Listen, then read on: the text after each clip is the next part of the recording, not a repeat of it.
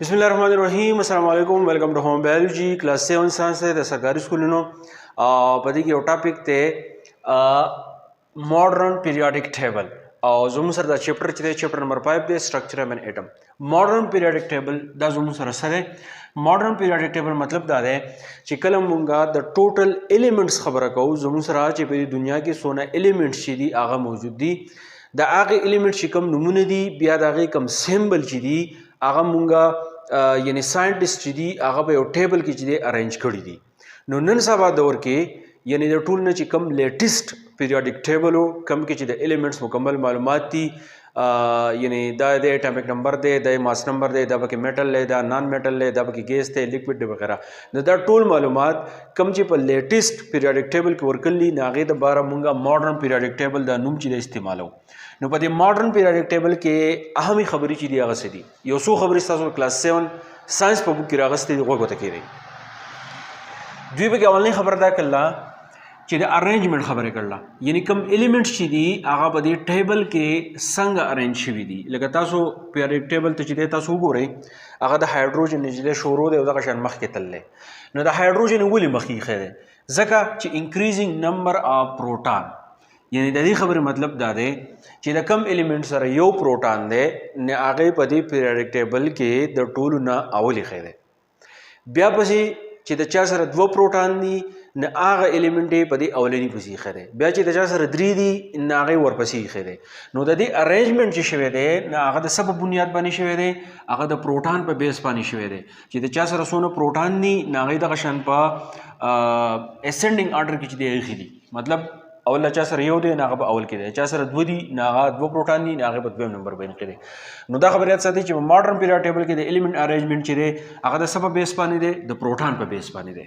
دویمه خبره به کیسه که تاسو دې پیریاډک ټیبل ته وګورئ د ګس طرف نه والا او تاسو خی طرف ته ځئ نو دا زموږ سره روز دي دا قطارونه دي او دا قطارونه څنګه دي دا هاریزنټل دي بالکل پراته دي.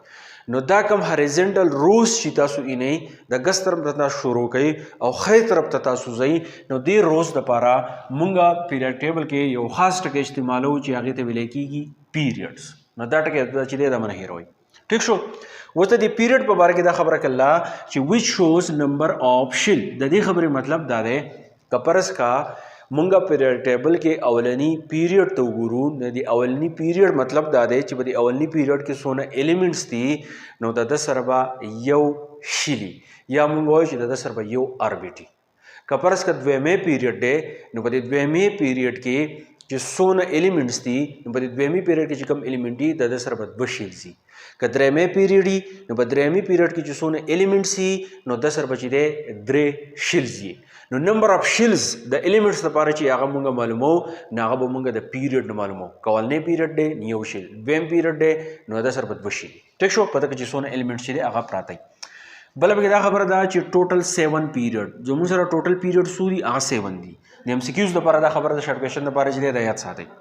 اگزامپل دور اخیستی دی چې زموږ سره یو هیلیم دی او دویمه زما سره هایدروجن دی د دوه ایلیمنټس دور اخیستی دي ګیسز دي هیلیم او هایدروجن چې دا هیلیم او هایدروجن چې دي دا زما سره په اولنی پیریډ کې دي چې دا په اولنی پیریډ کې دي نو د سره به څونه شلي د سره به څونه شلي. نو موږ ووایو چې په اولنی پیریډ کې دي نو یو شل به د سره یو شل چې دی هغه به د سره یا به سره اربیټي. دغه شان نور اگزامپل راغستی دي چې زموږ سره سوډیم دی د هغې نه علاوه میګنیشیم دی الومینیم دی دا زموږ سره په کم پیریډ کې دي دا په پیریډ نمبر 3 کې دي. ټیک شو. ها مخکې بس څه کوي چې دا زموږ سره دي چې په پیریډ نمبر 3 کې دي مطلب دا د دوه سره به درې شلز دي. بیا به د ورټیکل کالم خبره کړله. ورټیکل کالم مطلب دا دی تاسو پیریاډک ټیبل کې د لپاسې نه لاندې راځئ د ټاپ نه باټم ته راځئ نو داسې نیغ نیغ قطارونه چې تاسو وینئ نو دې دپاره چې دی مونږ څه استعمالو ګروپس. دې لپاره مونږ څه استعمالو ګروپس. یعنی پیریاډک ټیبل کې زموږ سره مینلی دوه څیزونه دي پیریډ دي او ګروپس دي. نو ګروپس زموږ سره څو دي ګروپس چې دي هغه 8 دي اته ګروپس دي. ٹھیک شو. واز لاست ګروپ په باره کې دو خبره کړله اسې اگزامپل یې راغستی دی په کتاب کې چې زموږ سره اخرنی کم ګروپ چې دی هغه زموږ سره څه دی هغه نوبل ګیسز دي. په نیو نوبل ګیسز کې چې دی نوبل ګیسز ورته ځکه وایي چې د دې ګیسز د چا سره کار نه دی دا بالکل نیوټر دی خو استعمال چې دی ډېر دی.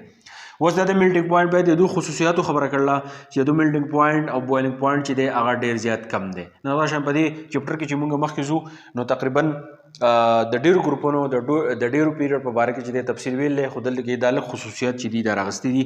بیا ویل چې دا کم ګروپ چې دی په دې کې چې کم ایلیمنټس دي دا کلرز دي رنګ نشته بوی نشته خونې نشته نان فلیمیبل مطلب دا چې اور نالي ټیک شو نان فلیمیبل موږ دغه ته وایو. بل لو کیمیکل ریئیکټیو ګروپ لو کیمیکل ریئیکټیو ګروپ مطلب دا دی چې دا زموږ سره کم ایلیمنټس دي نو د کیمیکل ریئیکټیویټي ډیره کمه ده دا د چا سره د خاص کیمیکل ریئیکشن چې دی هغه نه کوي. نو په ماډرن پیریډ ټیبل کې اهمه خبره څه ده چې په ماډرن پیریډ ټیبل کې ایلیمنټ څنګه ارینج شوي دي آن د بیسس اف پروټان چې د چا سره یو پروټان دی په اوله کې دی د چا سره دوه پروټان دي هغه به د اول پسې په دویم نمبر کې ټیک شو. یو خبره به کې بیا ماشومانو تاسو ته دوه خبرې نورې اهمي کړلي چې په ماډرن پیریډ ټیبل کې یو زموږ سره پیریډ دی یو ګروپ دی. پیریډ چې دی هغه زموږ سره څو دي پیریډ چې دی هغه اووه دي ګروپ زموږ سره څو دي ګروپ چې دی هغه اته دي. بیا په دې پروګرام کې تاسو له 8 نمبر ګروپ راغستی دی چې زموږ سره نوبل ګیسز دي چې د هغې میلټینګ پوینټ بویلینګ پوینټ لو دی آرډر لیست دی خوند بوی رنګ وغیره دا یې نشته سوزي هم نو او کیمیکل ریئیکټیویټي چې دا نه هغه د دوی ډېره زیاته کمه ده. نو دا ماډرن پیریډ ټیبل او کلاس 7 ساينس کې په دې پس ورپسې لیکچر چې دي هغه ان شاء الله تاسو ته بیا وکړم که په دې کې تاسو ته مشکلات دي نو تاسو ماته په کمنټ کې ویلی شئ. تھینک یو ډېر مننه.